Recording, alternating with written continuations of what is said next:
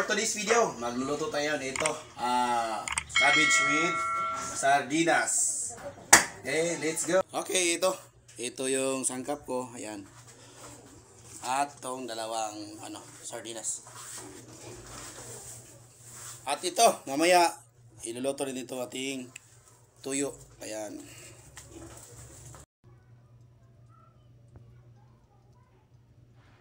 Yan, hintayin natin kumulo. Okay, ito, mainit ang ating mantika sa ating kawali. Ilagay natin itong ating bawang. Ayan. Bawang at saka sibuyas.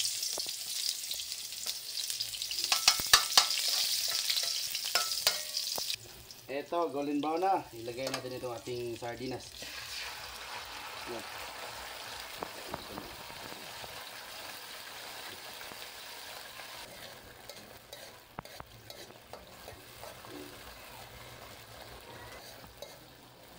Igisa ko muna ang sardinas para siya nawala yung lagsa.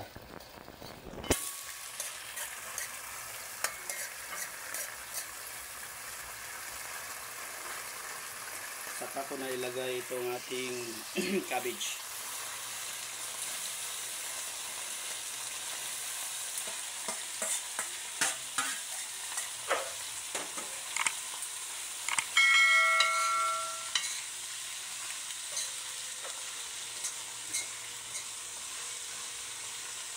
Natin muna ang takpan.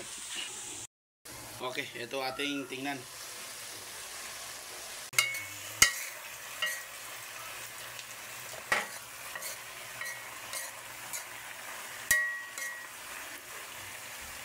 Lagyan ng asin.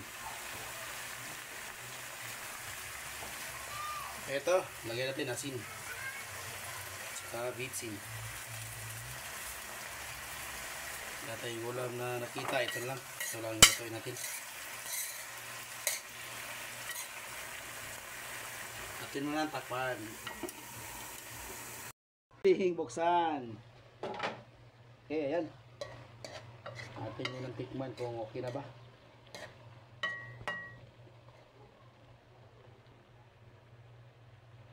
Okay. Ilagay natin ito ating oyster sauce.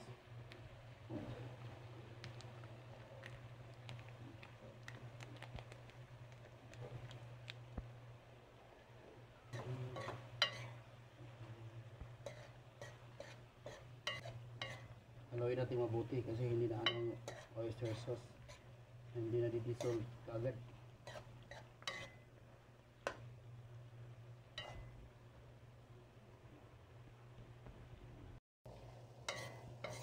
Okay, ito tingnan natin kung okay na ba, ready for serving na siya.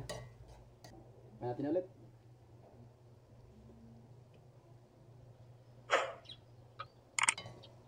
Okay, ready for serving na natin ating gulay. Ito ating kawali. Dito natin lulutuin ito ating bulad. Ating tuyo. Dito natin lulutuin. Okay. Uy, ayan. Medyo. Yan.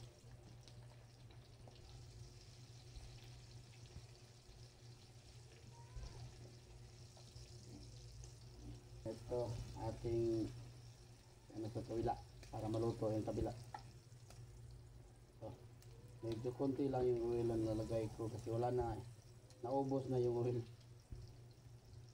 Ito lang yung natira. Kaya pagtsagaan na natin to.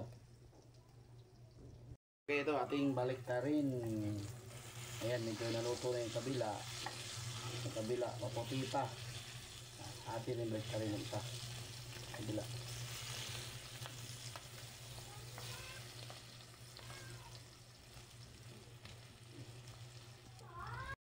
Okay, ito ating tingnan. Okay, kunin natin ito isa.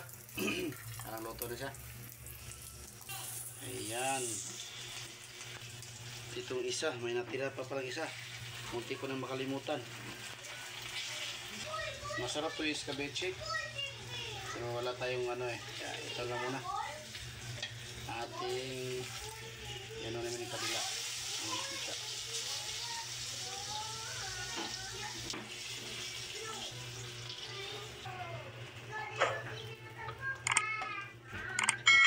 pala. Salamat sa panonood sa aking video.